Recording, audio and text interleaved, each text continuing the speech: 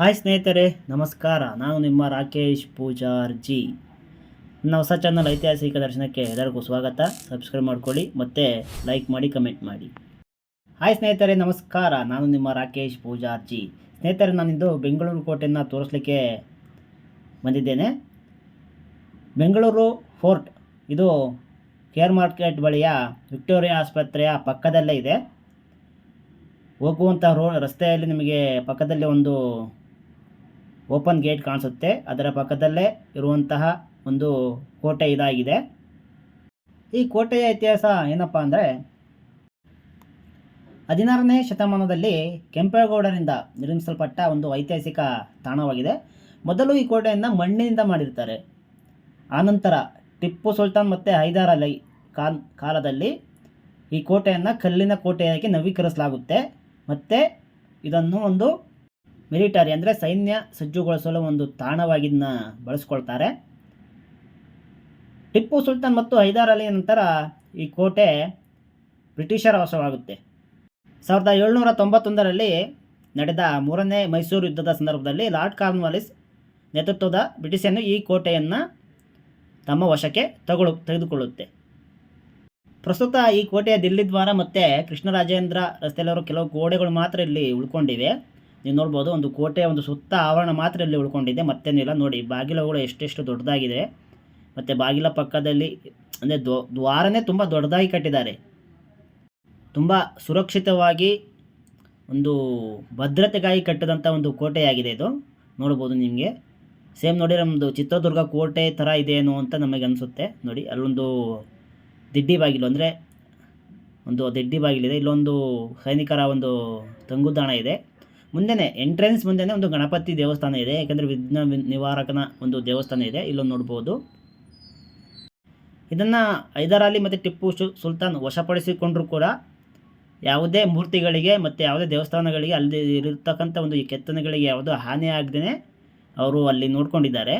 ನೀವು ನೋಡ್ಬೋದು. ಇನ್ನು ವಾಸ್ತುಶಿಲ್ಪ ಎಷ್ಟು ಚೆನ್ನಾಗಿದೆ. ಇಲ್ಲಿ ಕೆಲವು ಕೆತ್ತನೆಗಳಿವೆ. ಆನೆ ಕೆತ್ತನೆ, ನವಿಲು ಮತ್ತು ನೃತ್ಯ ಮಾಡುತ್ತಿರುವ ಮಹಿಳೆಯರು, ಆನೆ. ಹಾಗೆ ನೀವು ನೋಡ್ಬೋದು, ಗಣಪತಿಯ ದೇವಸ್ಥಾನ ಮುಂದೆ ಮೂಷಿಕ ವಾಹನದ ಒಂದು ಕೆತ್ತನೆ ಇದೆ, ಒಂದು ವಿಗ್ರಹ ಇದೆ. ಒಂದು ಗಣೇಶ್ವರ ಅಂದರೆ ಗಣಪತಿಯ ದೇವಸ್ಥಾನ ಬಾಗಿಲಿನ ಎಂಟ್ರೆನ್ಸೇ ಇದೆ. ನೀವಿಲ್ಲಿ ಗಮನಿಸ್ಬೋದು, ಇದು ಸೈನಿಕರು ಮತ್ತು ಆಳುಗಳು ಮತ್ತು ವಿಸಿಟರ್ಸ್ ಬರುವಂಥ ಒಂದು ಮಾರ್ಗ. ಅಂದರೆ ಅಲ್ಲಿ ಮೇನ್ ಗೇಟಲ್ಲಿ ರಾಜರು ಮತ್ತು ಯುದ್ಧ ಸಮಯದಲ್ಲಿ ಸೈನ್ಯ ಮಾತ್ರ ಹೋಗುವಂಥ ಒಂದು ಜಾಗ ಆಗಿತ್ತು ಮೇನ್ ಗೇಟ್. ಇದು ಸಣ್ಣ ಗೇಟ್ ಆಗಿದೆ. ನೋಡಿ, ಇಲ್ಲೊಂದು ದೇವಸ್ಥಾನದ ಕೃಷ್ಣನ ಒಂದು ಮೂರ್ತಿ ಇದೆ. ಮೋಸ್ಟ್ಲಿ ಇದು ಕೃಷ್ಣನ ಮೂರ್ತಿನೇ ಅಂತ ನನಗೆ ಅನಿಸುತ್ತೆ. ನೀವು ಎಲ್ಲೇ ಗಮನಿಸ್ಬೋದು, ನೇರವಾಗಿ ರಾಜಮಾರ್ಗದ ನೇರವಾಗಿ ಬಾಗಿಲು ಯಾವತ್ತೂ ಇರೋಲ್ಲ, ಒಂದು ಅಡ್ಡಲಾಗಿರುತ್ತೆ. ಏಕೆಂದರೆ ಸೈನಿಕರು ಅಂದರೆ ಶತ್ರುಗಳು ದಾಳಿ ಮಾಡಿದಾಗ ನೇರವಾಗಿ ಬರದೆ ಅಡ್ಡಲಾಗಿ ಬಂದರೆ ಅವ್ರನ್ನ ಸದೆಬಡಿಯೋಕ್ಕೆ ಒಳ್ಳೆ ವ್ಯವಸ್ಥೆ ಅಂತ ಮಾಡಿದ್ದಾರೆ. ನೋಡಿ, ಇಲ್ಲೊಂದು ಬಾಗಿಲಲ್ಲಿರೋ ಅಡ್ಡ ಬಾಗಿಲು ಸೈನಿಕರ ತಂಗುದಾಣ. ಇಂಜ್ ನೋಡಿ, ಕೋಟೆ ಬಾಗಿಲನ್ನು ಹಾಕುವ ಇಂಜದು. ಇದು ಸೈನಿಕರ ವಾಸಸ್ಥಾನ. ನೋಡ್ಬೋದು, ಅಂದರೆ ಬಾಗಿಲು ಕೂಡ ಅಷ್ಟು ದೊಡ್ಡದಾಗಿದೆ ಅಂತ ಅರ್ಥ. ಇದು ಸೈನಿಕರು, ಆಳುಗಳು, ವಿಸಿಟರ್ಸ್ ಬರುವಂಥ ಒಂದು ಮಾರ್ಗ. ನೋಡಿ, ಇಲ್ಲೊಂದು ಕೆತ್ತನೆ ಸಿಕ್ತು, ಅದನ್ನು ಕಂಬದ ಮೇಲೆ. ನೋಡಿ, ಒಳಗೆ ವಿಡಿಯೋ ಅಲೋ ಮಾಡದೇ ಇರೋ ಕಾರಣ ನಾನು ಫೋಟೋಗಳನ್ನು ತೆಗೆದುಕೊಂಡು ನಿಮಗೆ ತೋರಿಸ್ತಾ ಇದ್ದೀನಿ. ನೋಡ್ಬೋದು, ಇದೊಂದು ಎಂಟ್ರೆನ್ಸ್ ಮೇಲೆ ಅಂದರೆ ಕೋಟೆ ಮೇಲೆ ಹೋಗುವಂಥ ದಾರಿ. ಇದು ಕೋಟೆಯ ಬಾಗಿಲು. ಇನ್ನೊಂದು ರಾಜ ಮಾರ್ಗ ಬಿಟ್ಟು ಇನ್ನೊಂದು ಬಾಗಿಲಿದೆ ಹಿಂದೆ. ಅಲ್ಲೊಂದು ಬಾಗಿಲಿದೆ, ಅದು ಓಪನ್ ಇರಲಿಲ್ಲ. ಈ ಕಡೆಯಿಂದ ಮಾತ್ರ ನಿಮಗೆ ತೋರಿಸಿದ್ದೇನೆ. ನೋಡ್ಬೋದು, ಇದು ಒಂದು 18ನೇ ಶತಮಾನದ ಮಿಲಿಟರಿ ವಾಸ್ತುಶಿಲ್ಪಕ್ಕೆ ಒಂದು ಉದಾಹರಣೆಯಾಗಿದೆ. ಅಂದರೆ ಇಲ್ಲಿ ಬರೀ ಸೈನ್ಯದ ಒಂದು ಮಿಲಿಟರಿ ಶಾಲೆ ಅಂದರೆ ತರಬೇತಿ ಶಾಲೆಯಾಗಿ ಇದನ್ನ ಉಪಯೋಗಿಸ್ಕೊಂಡಿದ್ದಾರೆ ಅಂತ ಅನಿಸುತ್ತೆ. ಆದ್ದರಿಂದ ಯಾವುದೇ ವಾಸಸ್ಥಾನಗಳು ಅಂದರೆ ವಾಸಲಿಕ್ಕೆ ಮನೆಗಳು ಒಂದು ಇದೇನು ಅಂತಹ ಕುರು ಕಾಣಿಸ್ತಿಲ್ಲ. ಬಾಗಿಲ ಬಳಿ 2 ಕೋಣೆಗಳಿವೆ. ಆ ಕಡೆ 2 ಕೋಣೆ ಮತ್ತು ಈ ಕಡೆ 2 ಕೋಣೆ ಇವೆ. ಅದರಲ್ಲಿ ಮಾತ್ರ ಒಂದು ಮದ್ದು ಗುಂಡುಗಳ ಶೇಖರಣೆ ಇರ್ಬೋದು, ಇಲ್ಲ ಸೈನಿಕರ ವಾಸಸ್ಥಾನ ಇರ್ಬೋದು, ಇಲ್ಲ ಒಂದು ಕಚೇರಿ ಅಂತ ಒಂದು ಮಾಡ್ಕೊಂಡಿರ್ಬೋದು ಅಂತ ನನ್ನ ಅನಿಸಿಕೆ. ಇನ್ನೂ ಸುತ್ತಮುತ್ತಲಿನ ಕೋಟೆ ಗೋಡೆಗಳು ಮತ್ತು ಇನ್ನೂ ತುಂಬ ನಾಶವಾಗಿದ್ದಾವೆ ಅಂತ ಹೇಳ್ತಾರೆ. ಸುತ್ತಲಿನ ಕೋಟೆ ಗೋಡೆಯನ್ನು ತುಂಬ ವ್ಯವಸ್ಥಿತವಾಗಿ ಇಲ್ಲಿ ಕಟ್ಟಿದ್ದಾರೆ, ನೀವು ನೋಡಬಹುದು. ಶತ್ರುಗಳ ದಾಳಿಗೂ ಇದು ಕುಗ್ಗಿಲ್ಲ ಅನ್ನೋದು ಇಲ್ಲಿಗೆ ಕಂಡು ಬರುತ್ತೆ, ಏಕೆಂದರೆ ಅಷ್ಟು ಬಲಿಷ್ಠವಾಗಿ ಇದನ್ನ ಕಟ್ಟಿದ್ದಾರೆ. ನೆಲದ ಮೇಲೆ ಕಟ್ಟಿದರೂ ಕೂಡ ಇಷ್ಟೊಂದು ಬಲಿಷ್ಠವಾಗಿ ಇದನ್ನ ಕಟ್ಟಿದ್ದಾರೆ. ನೀವು ನೋಡ್ಬೋದು ಎಂಥ ಬಲಿಷ್ಠವಾದ ಕೋಟೆಯಾಗಿದೆ ನೋಡಿ. ಅಲ್ಲಲ್ಲಿ ಒಂದು ಸಣ್ಣ ರೂಪದ ಕೆತ್ತನೆಗಳು ಕೂಡ ಕೋಟೆ ಗೋಡೆ ಮೇಲೆ ನೀವು ನೋಡ್ಬೋದು. ಮತ್ತು ಕಲ್ಲಿನ ಮೇಲೆ ಗಾರೆಯನ್ನು ಕೂಡ ಇಲ್ಲಿ ಬಳಸಿದ್ದಾರೆ, ನೋಡ್ಬೋದು. ಇಲ್ಲಿ ಗಾರೆಯನ್ನು ಬಳಸಿ ಕೂಡ ಆ ಕಡೆ ಒಂದು ಗಾರೆಯನ್ನು ಬಳಸಿ ಒಂದು ಕೋಟೆ ಗೋಡೆ ನಿರ್ಮಾಣ ಮಾಡಿದ್ದಾರೆ. ಮತ್ತು ಒಂದು ದ್ವಾರ ಬಾಗಿಲು ಮತ್ತು ಇನ್ನೊಂದು ಸೈನಿಕರ ಬಾಗಿಲು ತುಂಬ ನಿರ್ಮಾಣ ಮಾಡಿದ್ದಾರೆ. ಸ್ನೇಹಿತರೆ, ಒಂದು ಚಿತ್ರ ಕಾಣ್ತೇವೆ ನೋಡಿ. ಒಬ್ಬ ಮನುಷ್ಯ ಹುಲಿಯನ್ನು ಕೊಲ್ಲುವಂತಹ ಚಿತ್ರ.